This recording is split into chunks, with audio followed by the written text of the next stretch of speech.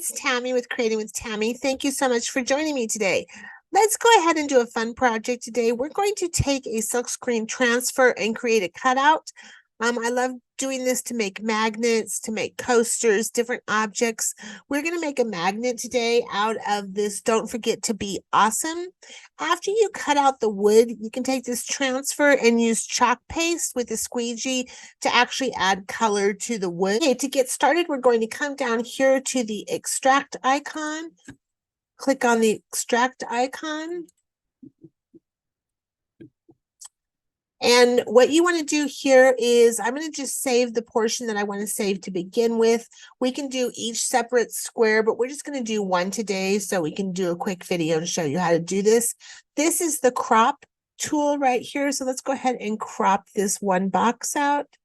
I just have this laying on the bed of my Xtool M1, and I've kind of weighted it down with my prisms just so I can keep it flat. Okay, so here we have our square. And what we want to do is we want to create an outline of this whole design so we can cut a piece of wood out to match it. And how we're going to do that is we're going to remove this background. So we're going to go up here to the magic wand tool, click it, and we're going to remove the background.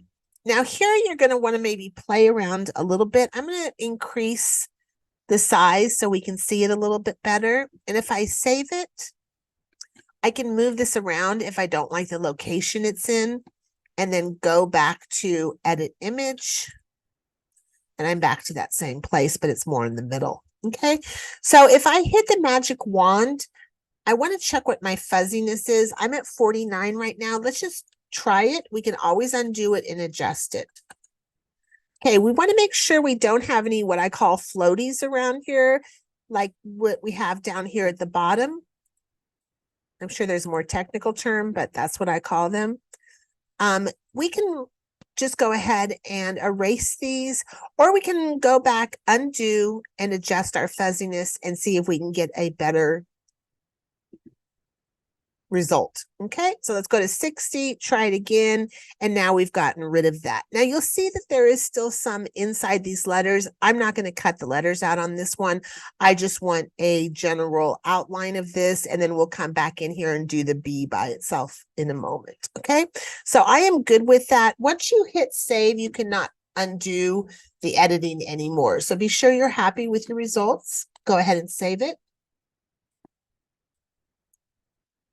I'm happy with that. Now I can remove this so I can see it better, but I don't have to either, but I'm going to go ahead and do that for you right now, just so we can work with this, and we can go ahead and utilize this in a couple of different ways. You'll see in a moment. So let me go ahead and take that out of the bed of my M1.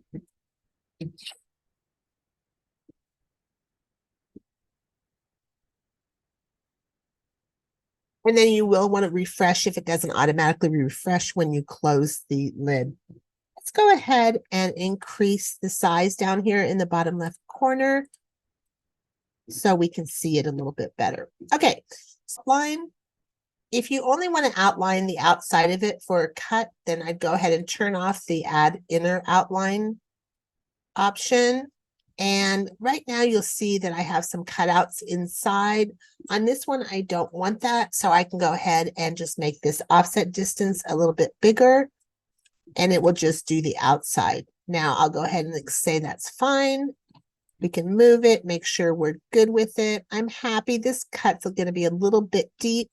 I can undo it again, come back, outline it. Let's go to a 4 just to see what that looks like.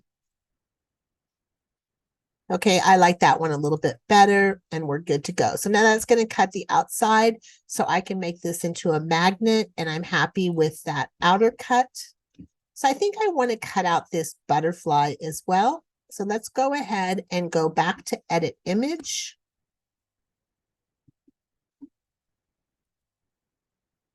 And I'm going to magnify, change the magnification so I can see the detail a little bit more. You always want to make sure you look at the size of your eraser to make sure it's the right size. I'm going to make this a little bit bigger so I can cover some faster ground. So I'm going to get rid of everything except for the butterfly. Now remember, my outline is still out there sitting there. It's fine. Now, if you're nervous doing this the first time, you can always save what you have so far, but you have an undo button, which is going to be your best friend when you first learn this, because we all make mistakes, and that's why they put the undo button there. Okay, I'm going to change the size of this so I can get a little bit more detailed in here. And remember, don't erase for too long without releasing your mouse button, because it doesn't save it. So you want to maybe save it to undo just a small portion and not have to redo the whole thing. Okay, but up here is your undo button if you make a mistake. Watch. Boop. Oh no. Undo, and it's back. So I'm going to cut out a second piece of this butterfly.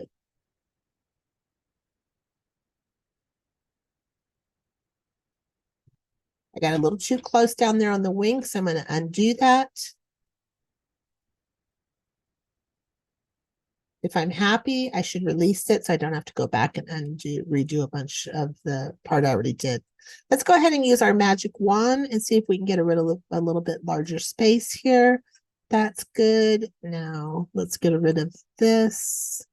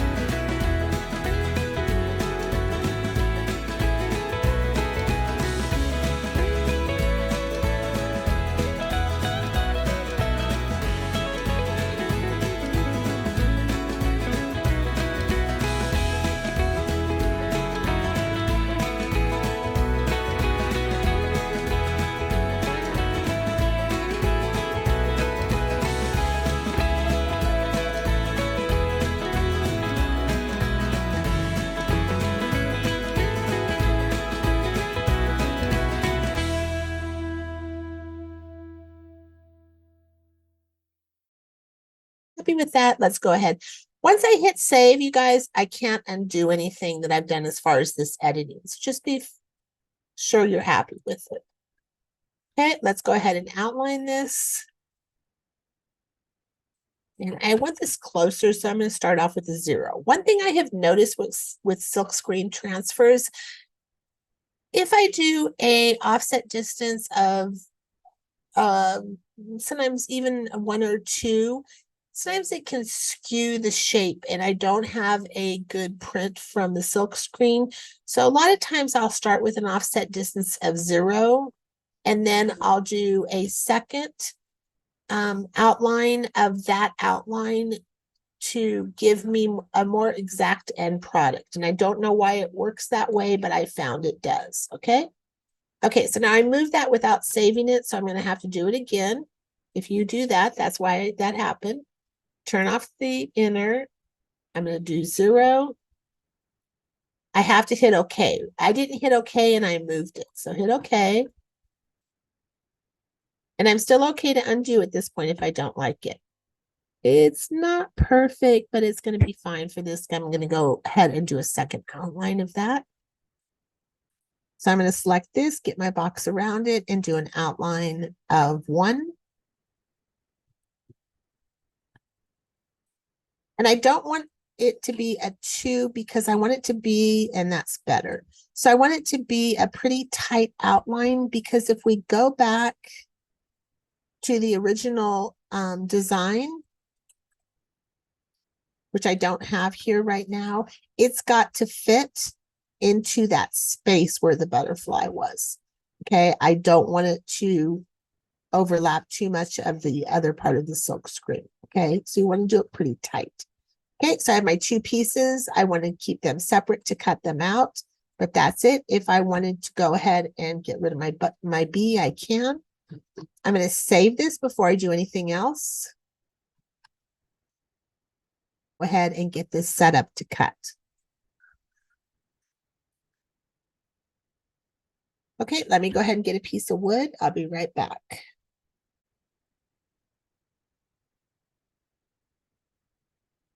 Okay, so I've got my 3mm basswood now in my machine. I'm going to zoom back out so you can see. And I did put on triangular prisms. And I'm going to go ahead and come over here. I'm laser flat. My user defined material. I'll go ahead and select the Xtool 3mm basswood option. I can also set that myself if I want to. And I'm going to put it on triangular prisms. Okay. Now, if you don't see this box here and instead you see this dialog box of the object setting, just click on your background and it'll bring up the actual settings for the laser. Okay, 3mm triangular prisms. Now I'm going to just go ahead and get this as high up as I can. And then I'm going to do my B over here. Okay, so we're set 3mm triangular prism. And we're going to come over here, highlight both of these so we can set the processing type at the same time. This is a cut. 100 is the default, 5 and 1, which I am fine with. Okay, so we'll go ahead and hit start.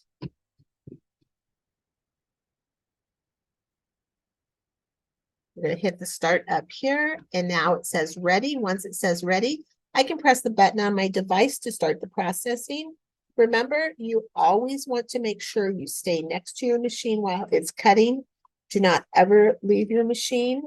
You always want to be supervising it, just in case you have any kind of flare-up. Okay, and I'm going to press the button on the machine front.